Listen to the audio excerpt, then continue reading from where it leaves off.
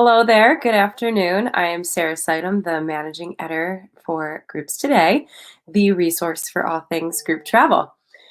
This conversation today is an opportunity for us to go a little deeper, touch on topics that matter most to you, the group travel professional. Today, we're going to delve into the topic of selling group travel, what you need to be aware of, if you're also striving to instill confidence in travelers as well. And there's a lot to that topic. So, to help us address this and offer professional insight, I'm joined today by Terry Valentine. Terry comes to us with vast experience in student performance and student tour operator segment of the industry. Terry was the founder and executive director of Magic of Orlando Drum and Bugle Corps and Beautiful. produced and sold events for Music Fest Orlando. She went on to create Music America, a music travel and festival division for Get Travel, and also founded a youth sports division for them. Terry has been vice president of custom performance sales for World Strides and the commercial director of sales and events for Bright Spark Travel. In addition, she's a past president of the Student and Youth Travel Association. Terry currently sits on the board of trustees for the Cita Youth Foundation and is pursuing her master's degree in hospitality and tourism at the Rosen School of Hospitality and Tourism at UCF. To say Terry's passionate about youth and travel and performance is an understatement. So we're excited to have her here to share her knowledge and experience with us today. Terry, thank you for joining us. Whew. Thank you. That was a long introduction. Thank you. Thank you very much. So let's get started with this conversation. There's a lot to it these days, especially when everything is still evolving and changing very quickly. So in the group travel space, what type of activity are you seeing currently? So, as you just mentioned in my very long bio, my focus is student related, but certainly a lot of what we'll talk about really is across group travel as a whole. I live in Orlando, so I am lucky that I've really gotten to witness firsthand the travel industry rebounding. And I can tell you that people are traveling, student groups are traveling, and they are in theme parks and they are in Orlando. So if that alone doesn't inspire confidence, I don't know what will. I saw student groups start coming back into Orlando probably in January of this year was the very first groups trickling back in. But some of the other cities we've seen would match up with what you kind of already know, cities that are kind of opened up a little more. So we've seen Nashville and Memphis and Branson. Believe it or not, we've seen a couple of New Yorks. I've seen a couple of Hawaiis with groups traveling. So slow but sure, we're starting to pick up that momentum. And I'm seeing groups on the books really through, and these are students that I'm speaking of now, really through the end of June. And then there's that summer lull where adult travel, I think, is really going to kick in. And then back to fall where students will come back again. Wow.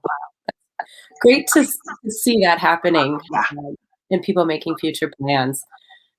Now, what questions should other travel planners be asking themselves, related to health and safety protocols? Yeah. And the questions are evolving as we speak, right? Keeping up with your states.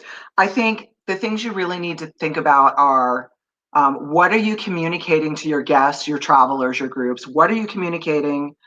What do you have to share with them in writing? That's a really big piece, especially for student travel, because whoever that group leader is passing that on to a school administration. So what are you putting in writing about your health and safety protocols?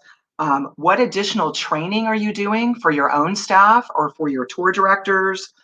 And do you have a set of recommendations that you're going to share with the group? And I think that's a two-way conversation. I think it's also okay to go to ask your group, what are your thoughts? What are your policies that you already have in place? Because you may be working together with them on that. Certainly.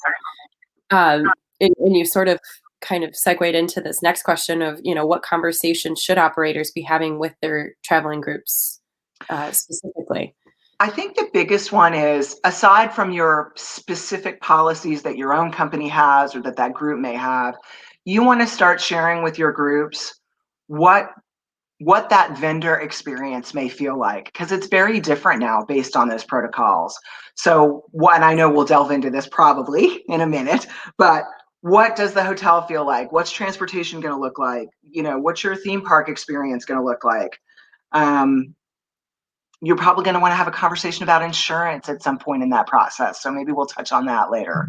But you really want to start prepping them for the experience. Mhm.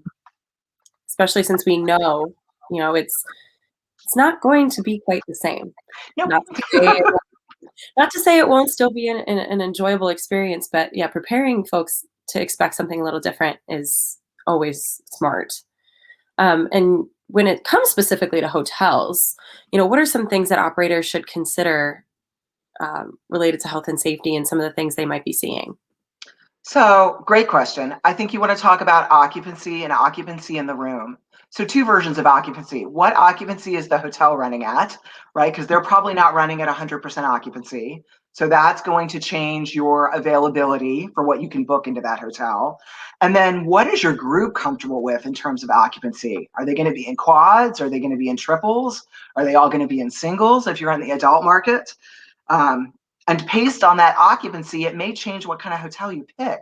You may want a suite property. You may want villas instead of a normal standard room that you may put 2 to 4 people in. I think the other thing you want to think about as it relates to hotels is, do you want to book an extra room should someone become ill on the trip and need that space? And Right. interesting now, the new policy is different than when I first started in this industry. Should someone become ill and they're sharing a room with someone, you move the people who are well, not the person that's sick.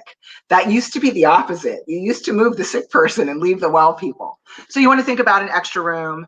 The other thing that's uniquely different right now is housekeeping. And I've seen a broad array of that across the country. Some hotels are running housekeeping every day. Those are typically more your luxury hotels. In your more value properties, you're seeing housekeeping every 3 days or housekeeping every 7 days or housekeeping not at all upon request. So definitely some things you want to think about on the hotel side. Absolutely. Uh, you know, we can ask the same question now related to transportation. Yeah. What are you seeing there? What should be considered?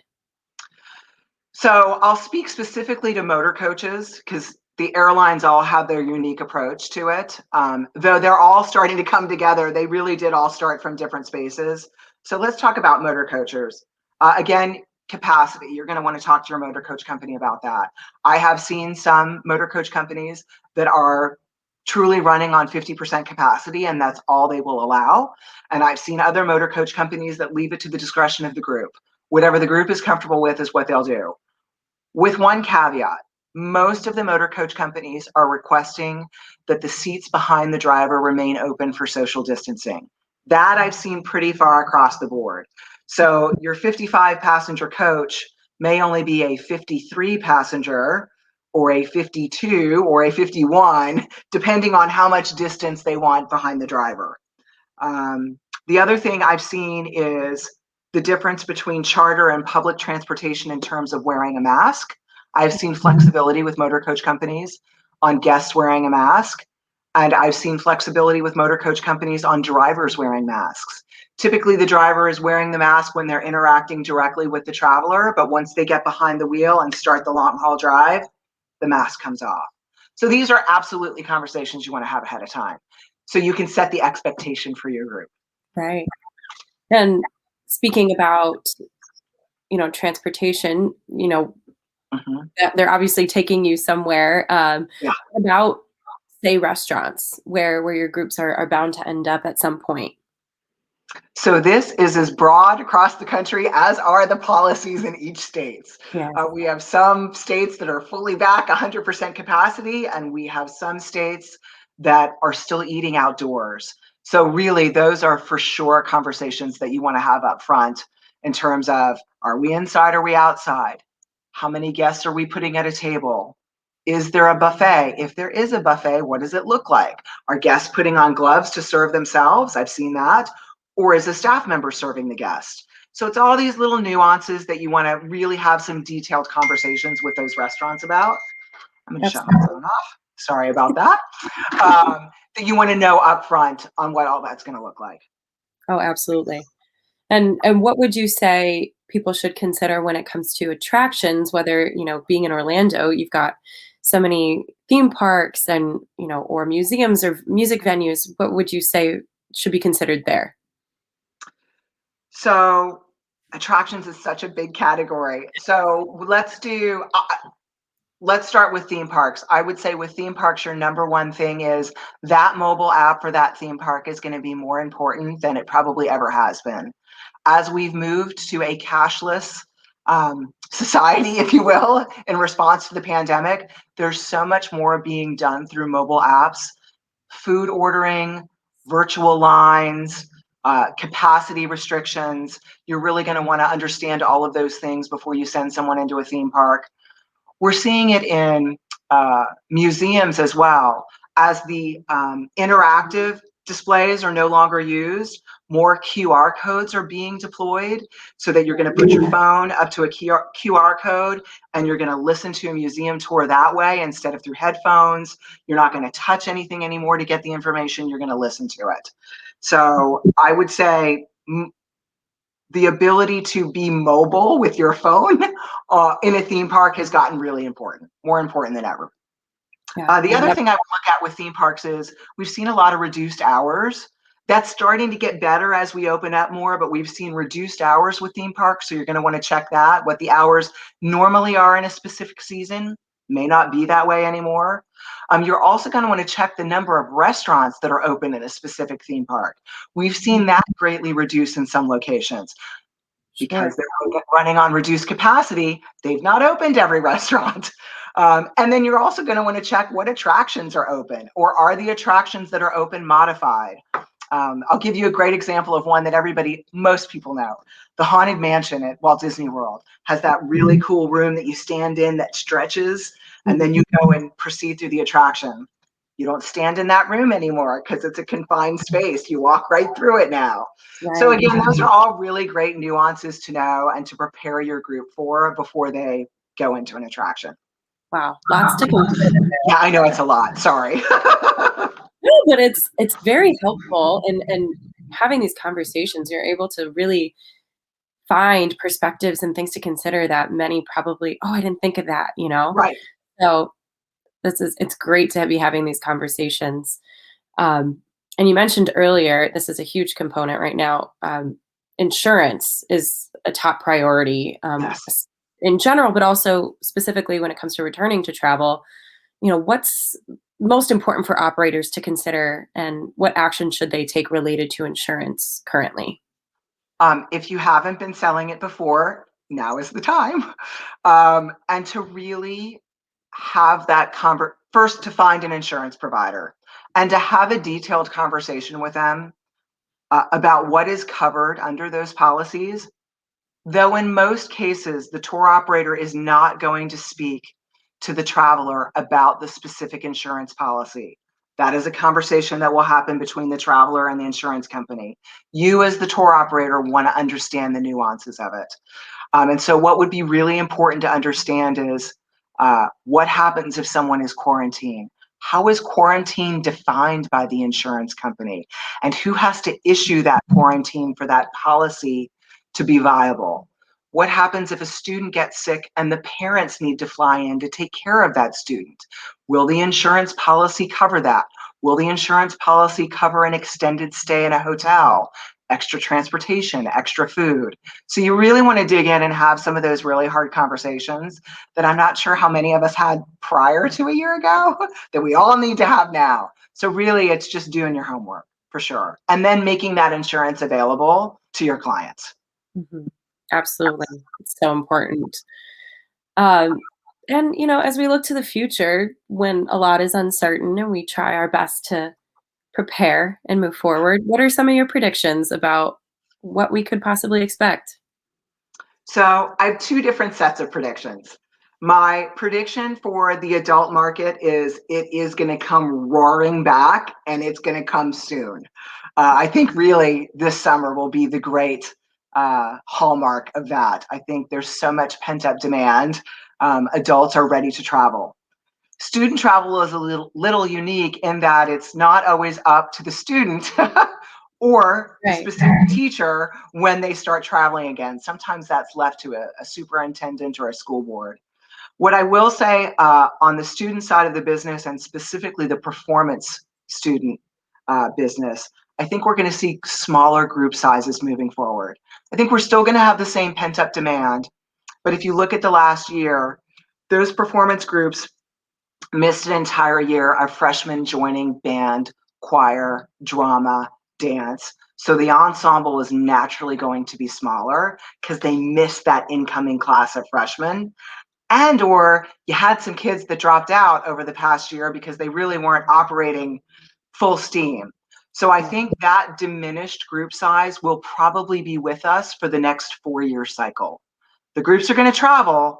I think they're going to be a little smaller than they have been. That's interesting, and that makes sense. Yeah. Absolutely. Terry, was there anything else that we didn't touch on that you think would be really important to share? I think the biggest thing I keep sharing with people over and over is patience and flexibility, right? As we begin to get groups back on the road, it's been a year plus for a lot of us since we've done this. And that's the same in every hotel and every theme park and every restaurant you walk into. So there's two things that are happening. Either the employee is like, man, how did we do this? I kind of forget what we used to do. Yeah. And or you have a new person in that role who isn't familiar with group travel at all. And so in both instances, patience and flexibility will serve you well as you start to hit the road again. Absolutely. We should always carry with us. Yes, for Well, sure. Terry, thank you so much for taking the time to speak with us today. And your expertise is incredibly valuable. So we appreciate it and have a great rest of your day. Thank you so much, Sarah. I appreciate it.